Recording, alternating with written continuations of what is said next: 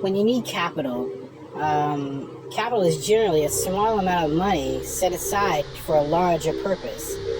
Like $20 set aside with a massive gain over 10 or 20 years to create maybe $200,000 or $2 million. The amount of capital that you have, $20 to $2 million, you need to make sure that world is enough, that life is enough for those things. Otherwise, you're sitting there without bars or standards for money. Like they took 10 times the amount of thousands of dollars to make the 2 million, and sometimes you have to have enough weight to do it also. So that's where manual labor comes into play, or construction work or something like that. You lift a lot of heavy items, or driving a big truck as opposed to a small car. You'll need those things. You'll need weight and francs and yen and Canadian dollars. Those are all very important things in the world of capital. And in collateral, you'll need something that is as important to you as the $2 million. It needs to be completely balanced. Like, if you lose wearing Nike shoes for $2 million, it's going to be 10 years of Nike shoes, and that's all you ever worn your entire life. You have stake and stock at stake, and those types of things. So, if you don't have enough sort of money to get those things together, if you don't have, let's say, $20,000 in shoe stake or stock, and you can go buy Reebok instead of Nike or something like that, which is technically against your religion if you only buy Nike. So you could go about $2 million simply because it's against what you do on a ritual basis every day.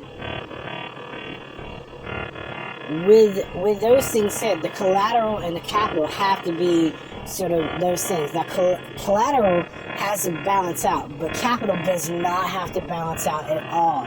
You can go $20 over $2 million, and it's an entrepreneurial effort.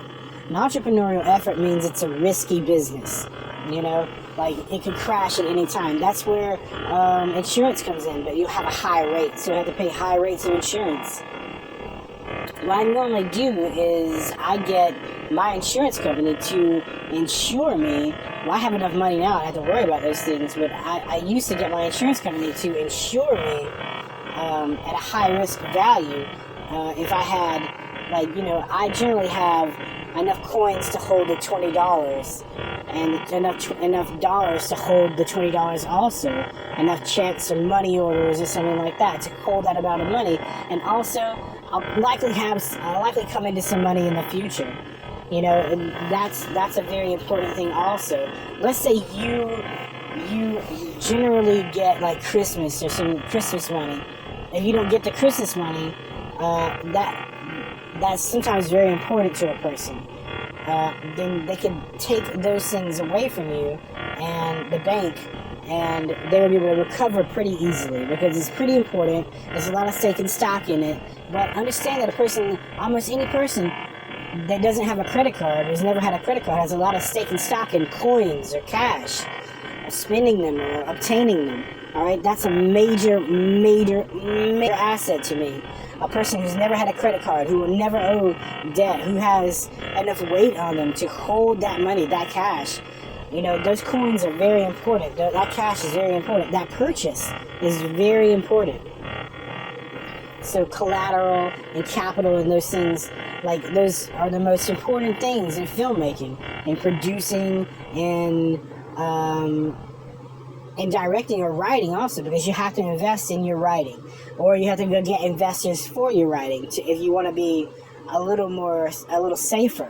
Or if you have too much energy, you could go to investors, and when your investors lose money, then you can go pay them back with different things. Like, if you buy a newspaper every day, buy 2 newspapers every day instead.